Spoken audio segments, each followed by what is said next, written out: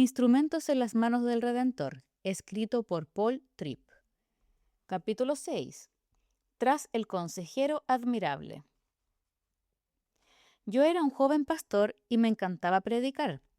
Trabajaba duro en mis sermones y planificaba mi serie de predicaciones del año de una sola vez. Me preparaba con semanas de antelación para cada mensaje y desarrollaba esquemas creativos para apoyar mis ideas principales.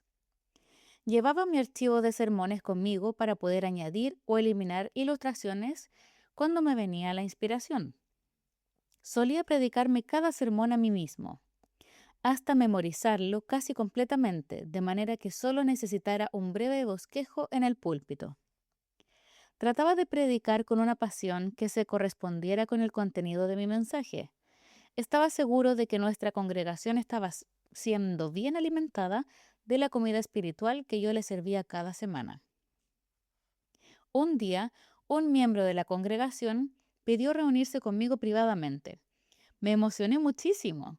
Estaba convencido de que mi predicación había tocado a Pete, para hablar de cosas que Dios había puesto al descubierto en su corazón. Pero cuando nos sentamos, Pete dijo: sé que probablemente usted piensa que estoy aquí para hablar de mí, pero yo estoy aquí para hablar acerca de su predicación. Nos está matando. Al principio pensé que era solo yo, pero sé que muchos otros se sienten de la misma manera. Nos está volviendo locos, así que estoy aquí para decírselo a usted directamente. Le pregunté: ¿es el contenido o la presentación lo que le molesta? Él dijo: es todo el paquete, pero tengo una solución. Me entregó una serie de cassettes de un predicador muy conocido. Solo escúchelos y haga lo que él hace hasta que entienda cómo predicar un sermón adecuado. Me fui a casa devastado. Yo sabía que la conversación me había afectado, pero no me había dado cuenta de cuánto hasta que me levanté a predicar el próximo domingo. Todos me miraban normalmente, excepto Pete. Su cabeza parecía del tamaño de un dirigible. Dondequiera que miraba me parecía ver una cara de desaprobación. Me equivoqué y tartamudeé durante todo el sermón. Y me sentí aliviado cuando al fin se terminó. El próximo domingo fue lo mismo. Sentía como si solo Pete y yo estuviéramos en el templo. A la tercera semana yo estaba decidido a lograr que Pete aprobase mi predicación. A pesar de no darme cuenta plenamente, traté de trabajar los sermones a su gusto. Pero ya no era yo, y los sermones simplemente no fluían. Esto se prolongó durante cerca de 2 meses, hasta que finalmente la señora de mayor edad de nuestra congregación se acercó a mí después del servicio. Me dijo que quería hablar conmigo acerca de mi predicación. Pensé: oh, no, no, usted también. Ella señaló con el dedo y me dijo: Pablo, no sé lo que le ha sucedido a usted o a quién ha influido en usted, pero ha perdido su libertad en la predicación. Es posible que esté predicando por miedo o por necesidad de agradar, pero algo está mal. Usted tiene que levantarse mañana y preparar lo que Dios le ha dado para predicar. Entonces predíquelo con valor o todos estaremos en problemas. Después de eso, ella se fue. Me quedé allí y sabía que ella tenía toda la razón. Yo había dejado de servir a Dios y había comenzado a predicar para agradar a Pete. Yo había estado evaluando el éxito de cada esfuerzo por la reacción de un hombre y me estaba esclavizando y amargando. Entonces, ¿usted quiere ser un instrumento de cambio? Todos tenemos gente como Pete en nuestras vidas, personas que atacan las fronteras de nuestra vida cómoda. Todos hemos realizado esfuerzos en el ministerio que han estallado en nuestros rostros. Todos hemos sentido la tensión entre el llamado de Dios y el temor al hombre, entre la compasión y la ira, entre el amor y la amargura. Teniendo en cuenta el desorden de pecadores que ayudan a pecadores, necesitamos un modelo. Y como pueblo de Dios, no tenemos que andar a ciegas. Tenemos el ejemplo del consejero admirable. En este capítulo se estudiará su ejemplo y sus implicaciones para nosotros, lo que queremos ser parte de su trabajo. Ser un instrumento de cambiar corazones significa seguir el ejemplo de Cristo y centrarse en el corazón, empezando por el suyo propio. Los ataques y las críticas de Pete me habían llenado de miedo al hombre y me hicieron olvidar mi lealtad primordial a Dios. Estas cuestiones del corazón subvirtieron mis conocimientos y habilidades, haciéndolas ineficaces.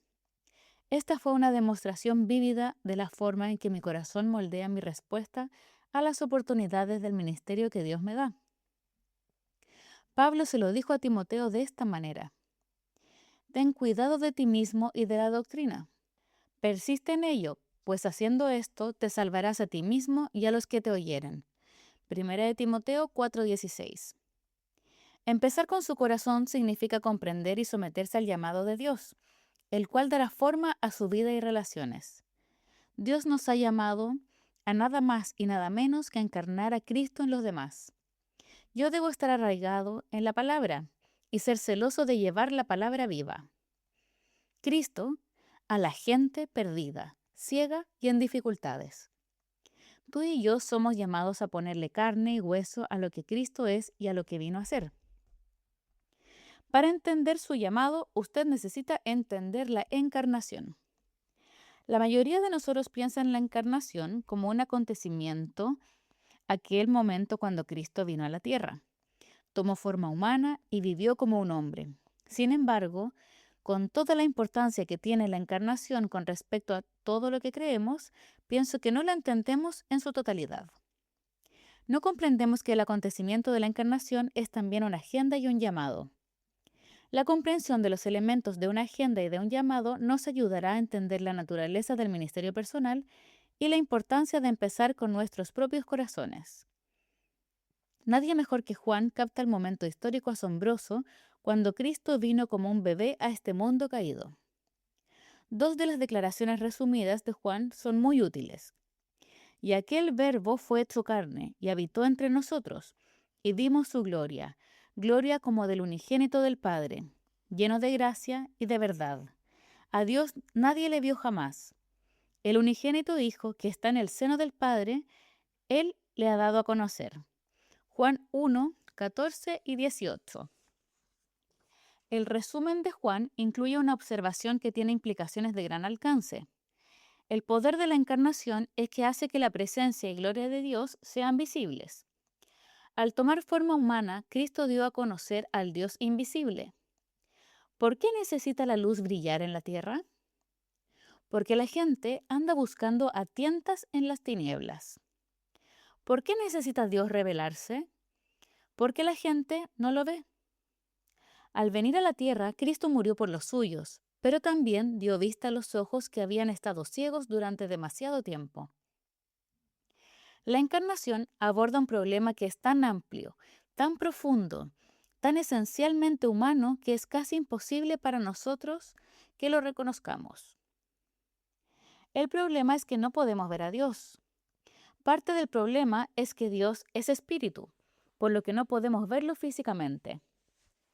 Otra parte del problema es que nuestro pecado nos hace moralmente incapaces de mirar a Dios. Sin embargo, en nuestra ceguera espiritual como pecadores tampoco vemos a Dios en el sentido que no reconocemos la gloria de su gracia y poder que opera dentro, alrededor y a través de nosotros todo el tiempo. Sin embargo, la luz irrumpe en nuestra oscuridad. Dios resuelve nuestra ceguera al enviar a su único Hijo a la tierra. Al verlo a Él, usted ve al Padre. Si lo conoce, conoce al Padre. El Antiguo Testamento registra momentos cuando Dios se hizo visible a los ojos humanos, pero la aparición de Cristo es el evento culminante. La conclusión es esta.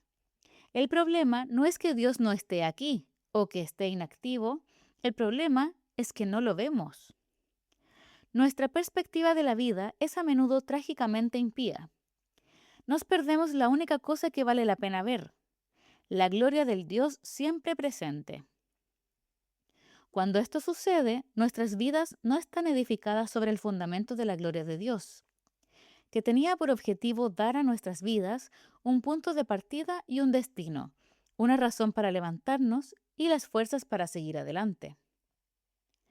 El propósito era que cada aspecto de mi existencia fuese lleno con la gloria de Dios. Todo lo que pienso, Cada decisión que tomo, cada palabra que hablo, debería ser moldeada por un humilde reconocimiento de su derecho sobre mi vida. Yo fui creado para vivir para su gloria. Como hemos visto, cada ser humano busca algún tipo de gloria. Si no es la gloria de Dios, será una especie de pseudo gloria terrenal. Puede ser dinero y posesiones o aceptación y respeto. Podrían ser logros y éxitos o capacidad intelectual y agudeza filosófica. Tal vez es el poder de controlar a la gente, el cariño de una determinada persona o un cierto nivel de vida.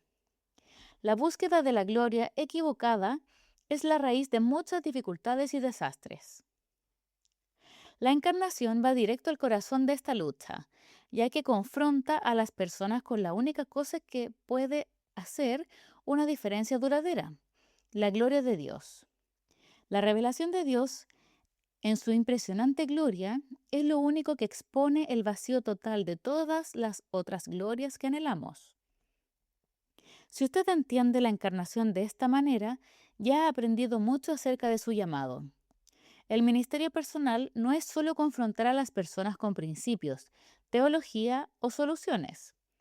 Es confrontar a las personas con el Dios que está activo y glorioso en su gracia y verdad, y que tiene el derecho legítimo sobre nuestras vidas.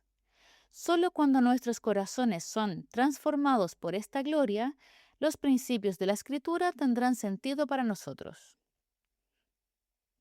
Gracia y verdad. Juan no se limita a explicar el objetivo de la encarnación, sino también su carácter. Él dice que la gloria revelada en la tierra estaba llena de gracia y verdad. Jesús encarnó la unión suprema de la gracia y la verdad.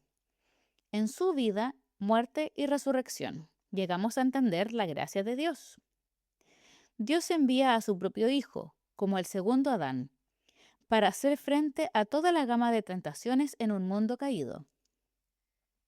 Lo hace para guardar la ley por nosotros, con lo cual cumple el requisito de Dios para la vida.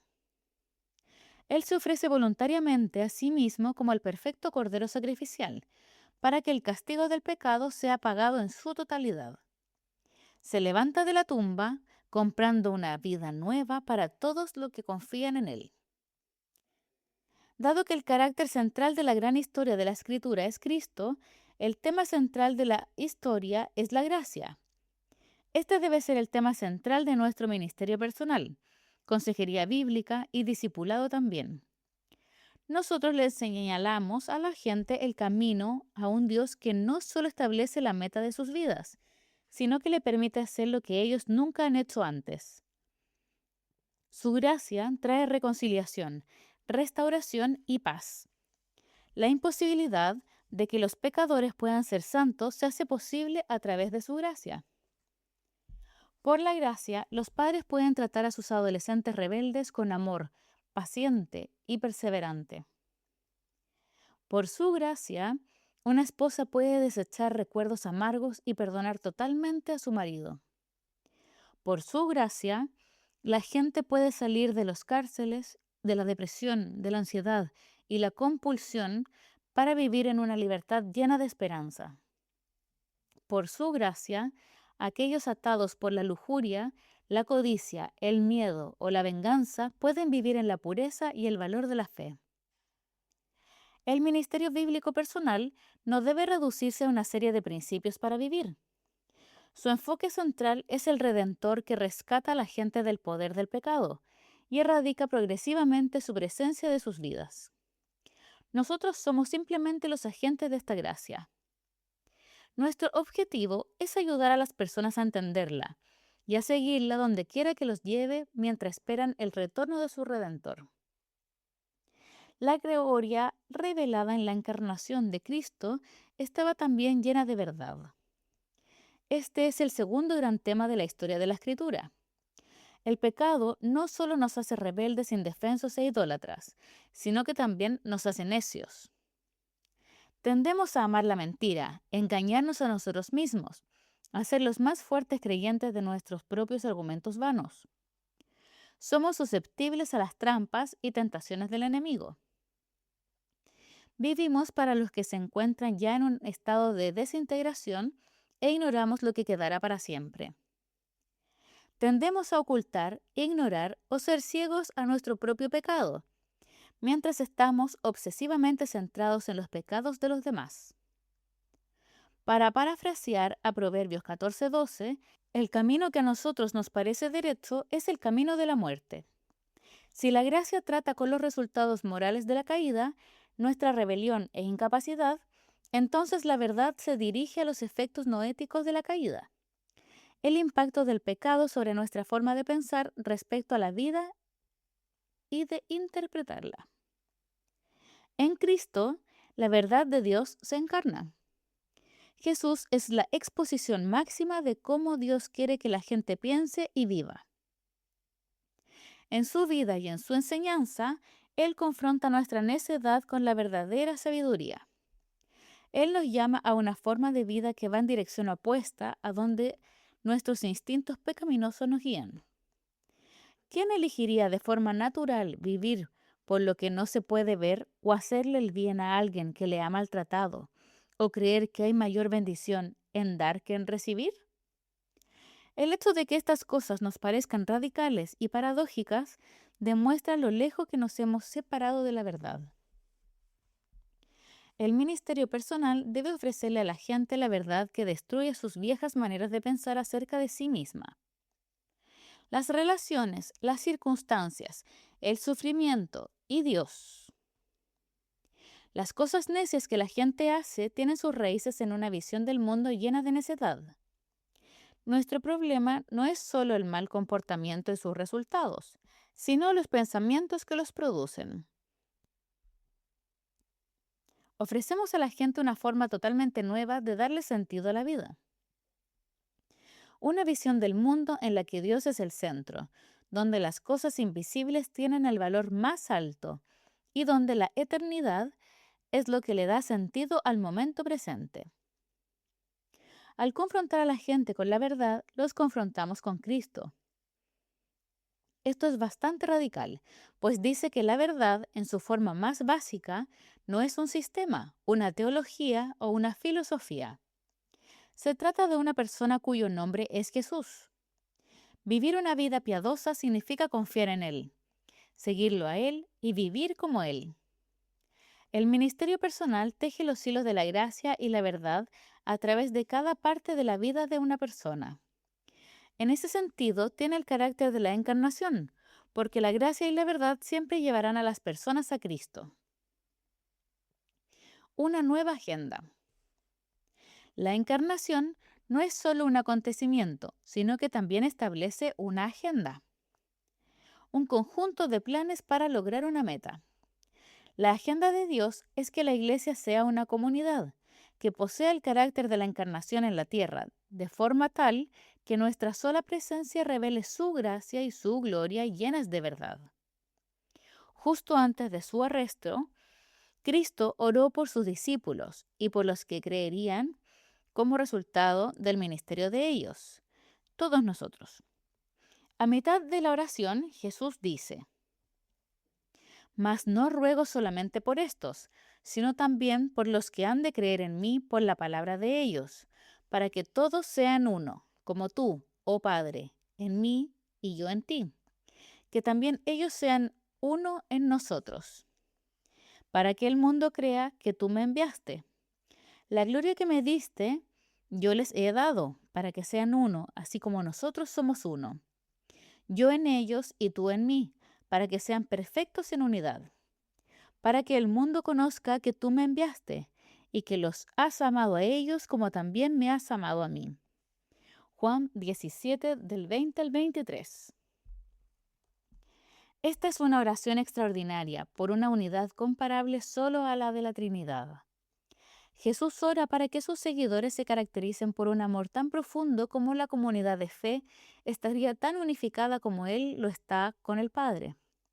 Su oración también revela el propósito de esta unidad. Las relaciones dentro de la comunidad de la fe tienen el propósito de revelar la persona y la obra de Cristo a un mundo vigilante. Esta unidad tiene un objetivo mayor que simplemente tener amistades agradables. El objetivo es que el mundo vea y conozca a Cristo. Cristo pone la medida tan alta. Estamos llamados a lograr una calidad de unidad que solo puede ser comparada con su relación con el Padre. Antes de desanimarse, piensa en Cristo y sus discípulos. Por un lado de la habitación está Mateo, el recaudador de impuestos, un judío que recogía impuestos a su propio pueblo para entregarlos a Roma.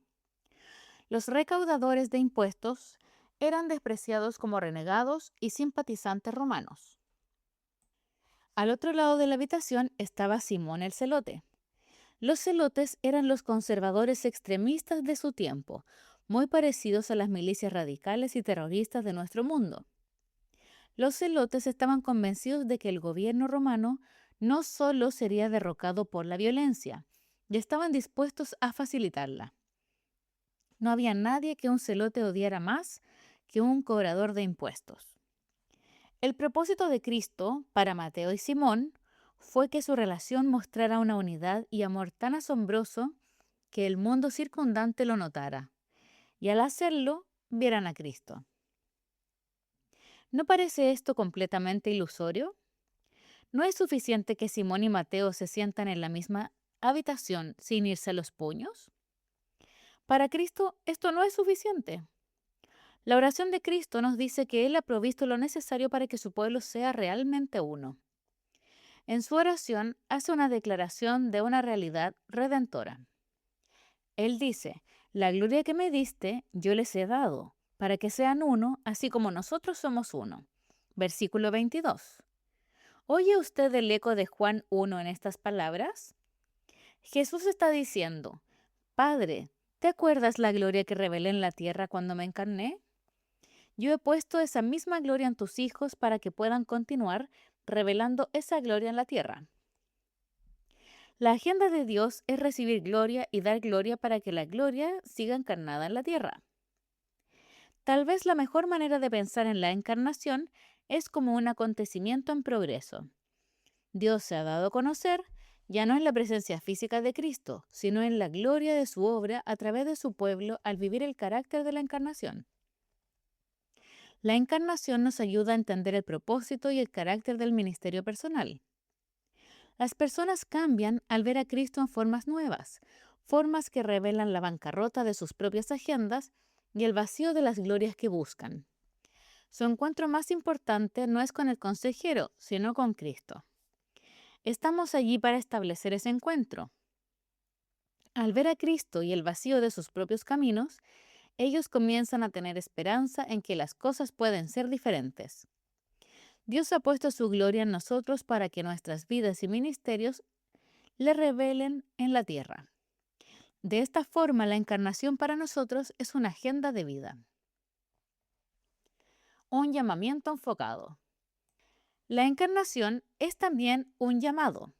Pablo nos define ese llamado en 2 Corintios 5, 14 al 6, 2. Porque el amor de Cristo nos constriñe. Pensando esto, que si uno murió por todos, luego todos murieron. Y por todos murió para que los que viven ya no vivan para sí, sino para aquel que murió y resucitó por ellos. De manera que nosotros de aquí en adelante a nadie conocemos según la carne. Y aún si a Cristo conocimos según la carne, ya no lo conocemos así. De modo que si alguno está en Cristo, nueva criatura es. Las cosas viejas pasaron. He aquí todas son hechas nuevas. Y todo esto proviene de Dios, quien nos reconcilió consigo mismo por Cristo y nos dio el ministerio de la reconciliación. Que Dios estaba en Cristo reconciliando consigo al mundo, no tomándoles en cuenta a los hombres su pecado, y nos encargó a nosotros la palabra de la reconciliación. Así que somos embajadores en nombre de Cristo, como si Dios rogase por medio de nosotros. Os rogamos en nombre de Cristo, reconciliaos con Dios. Al que no conoció pecado, por nosotros lo hizo pecado, para que nosotros fuésemos hechos justicia de Dios en él. Así pues nosotros, como colaboradores suyos, os exhortamos también a que no recibáis en vano la gracia de Dios. Porque dice, en tiempo aceptable te he oído, y en día de salvación te he socorrido. He aquí ahora el tiempo aceptable. He aquí ahora el día de salvación. ¿Qué debemos hacer para ser parte de la obra de Dios en la vida de los demás?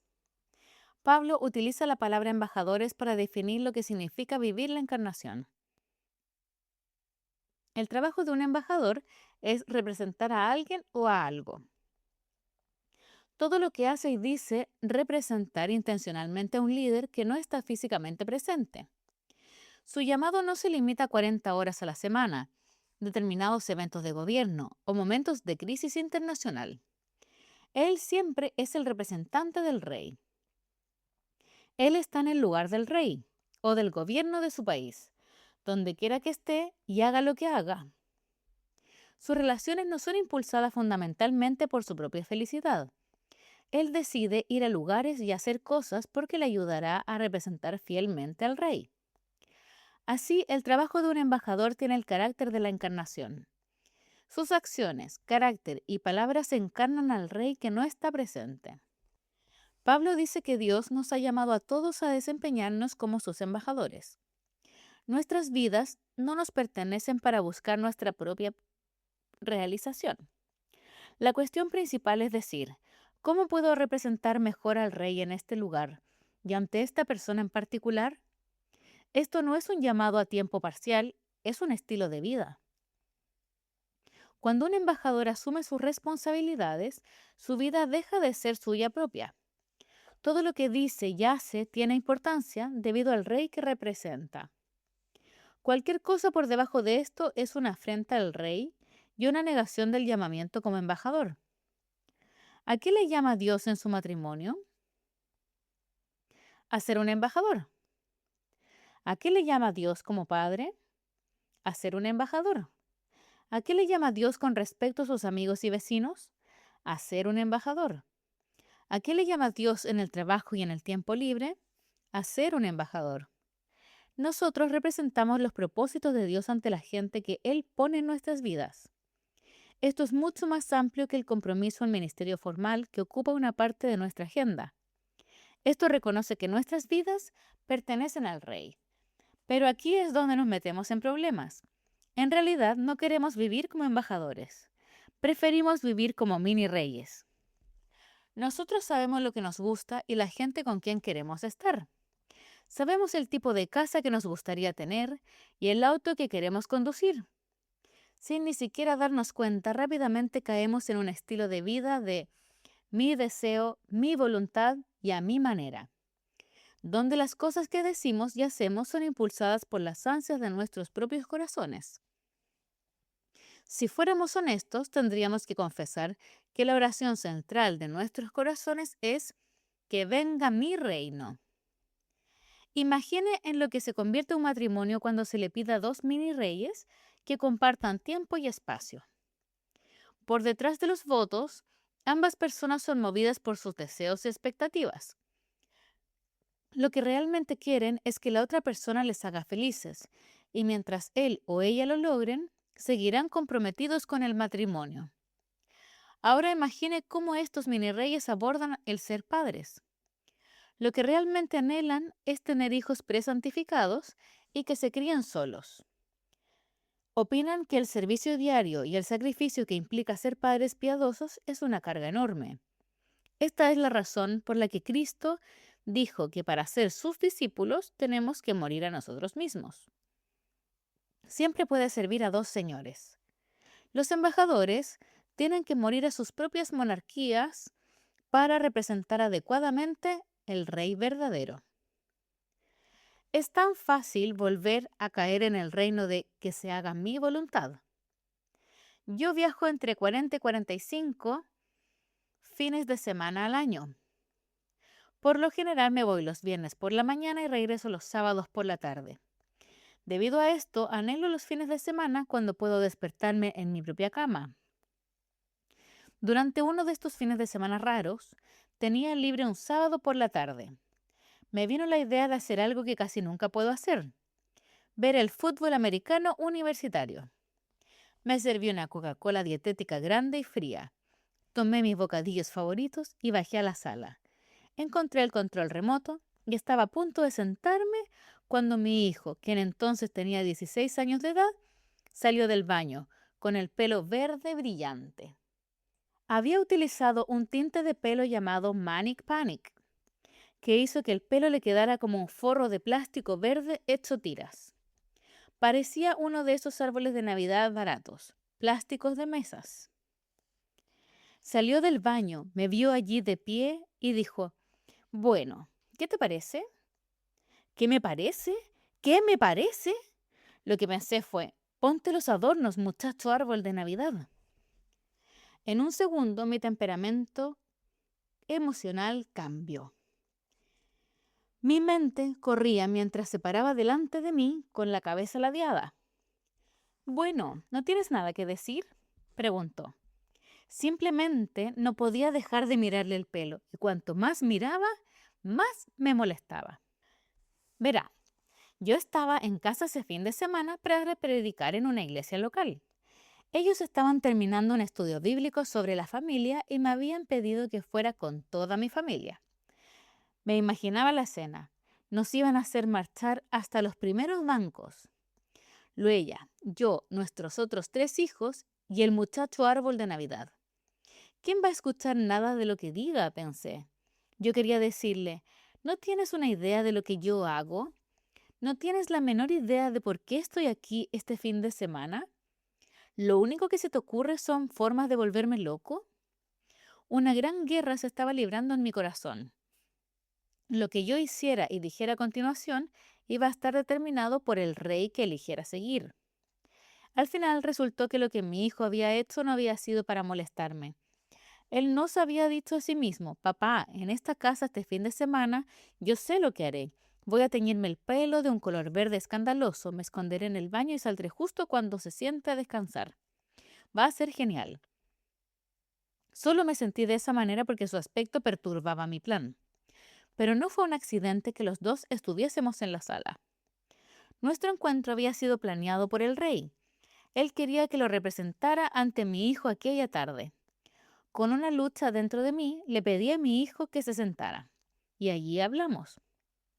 Al tratar de comprender la motivación detrás de aquella cabeza verde, me di cuenta de que no estaba dirigida a mí, ni era un acto de rebelión adolescente. Era solo el resultado de calambres de cerebro de un adolescente. Le pareció algo divertido aquel día. De hecho, se levantó a la mañana siguiente, se miró al espejo y tuvo un momento de: «Oh, no, ¿qué he hecho?». De inmediato se afeitó la cabeza, solo para descubrir que su cuero cabelludo estaba verde también. ¿Por qué somos tan buenos en convertir momentos de ministerio en momentos de ira? ¿Por qué somos tan expertos en ofendernos por algo que no es contra nosotros? ¿Por qué parece que las personas, cosas y situaciones se atraviesan en nuestro camino? ¿Por qué casi nunca pasa un día sin que tengamos algún tipo de conflicto? La respuesta a todas estas preguntas es que pensamos que nuestras vidas son propiedad nuestra y estamos más comprometidos con los propósitos de nuestro propio reino que con el de Dios. Tenemos que reconocer que la gente que aparece en nuestro camino nos ha sido enviada por un rey sabio y soberano. Él nunca tiene una dirección equivocada y siempre elige el momento justo para exponer nuestros corazones y ponerlos en sintonía con el suyo. El trabajo de un embajador. Vivir un estilo de vida representativo se puede resumir en 3 puntos de enfoque. Como embajador, voy a representar: 1. Un mensaje del rey. Un embajador siempre se pregunta: ¿qué quiere mi señor comunicarle a esta persona en esta situación? ¿Qué verdades deben moldear a mi respuesta? ¿Qué metas deben motivarme? 2. Los métodos del rey. Aquí voy a preguntar: ¿cómo me cambia el Señor a mí y a los demás? ¿Cómo respondía a la gente aquí en la tierra? ¿Qué respuestas son consecuentes con los objetivos y los recursos del Evangelio? 3. El carácter del rey. Aquí me pregunto: ¿por qué hace el Señor lo que hace? ¿Cómo puedo representar fielmente el carácter que motiva su obra redentora? ¿Qué motivos en mi propio corazón podrían entorpecer lo que el Señor quiere hacer en esta situación? ¿Cómo podría este triple enfoque cambiar el modo de responder a sus amigos, su familia o sus compañeros de trabajo? Hemos sido enviados por el Rey. Debemos dar la espalda a los confines claustrofóbicos de nuestros propios mini reinos y abrirnos a la grandeza del reino de Dios y a la gloria de ser sus representantes. El mensaje, los métodos y el carácter del Rey impregnan las páginas de la Escritura. A medida que leemos la Biblia, escuchamos su mensaje una y otra vez. Véase Mateo 5 al 7 o Lucas 15 al 18. Sus métodos son expuestos en repetidas ocasiones. Ver Juan 3 del 1 al 21, 4 del 1 al 26 y Lucas 9 del 18 al 27 y del 10 del 25 al 37. Y la Escritura está llena de la belleza de su carácter. Ver Filipenses 2 del 1 al 12, Efesios 4 del 29 al 5:2. Primera de Pedro 2:23. Ser un embajador significa seguir el ejemplo del consejero maravilloso en nuestras palabras y respuestas, donde quiera y con quien estemos. Un ruego al corazón. Segunda a los Corintios 5 da más claridad a nuestro llamado como embajadores. En el versículo 20 Pablo dice: Así que somos embajadores en nombre de Cristo, como si Dios rogase por medio de nosotros. Un ruego es un argumento o una súplica. Dios le está utilizando para pedir algo en la vida de otra persona. Ciertamente, esto tiene una aplicación evangelística. Sin embargo, Pablo escribe a los cristianos y les dice: reconciliaos con Dios. Aquí hay algo más que evangelismo. Miren el versículo 15. Y por todos murió, para que los que viven ya no vivan para sí, sino para aquel que murió y resucitó por ellos. ¿Cuál es el propósito de la cruz? Pablo diría que no es solo una eternidad en el cielo, sino también la reconquista del corazón de la gente para vivir solamente a Dios. Nuestro pecado nos hace increíblemente absortos en nosotros mismos, llevándonos a ser adoradores idólatras de nosotros mismos. Cristo murió para derrotar nuestra idolatría absorta en sí misma. El enfoque de la obra de Cristo es librarnos de nuestra propia esclavitud. Esta es nuestra forma más sutil y, sin embargo, fundamental de idolatría. Y cuando Pablo dice reconciliaos con Dios, se hace eco del llamado de Santiago de acercaos a Dios.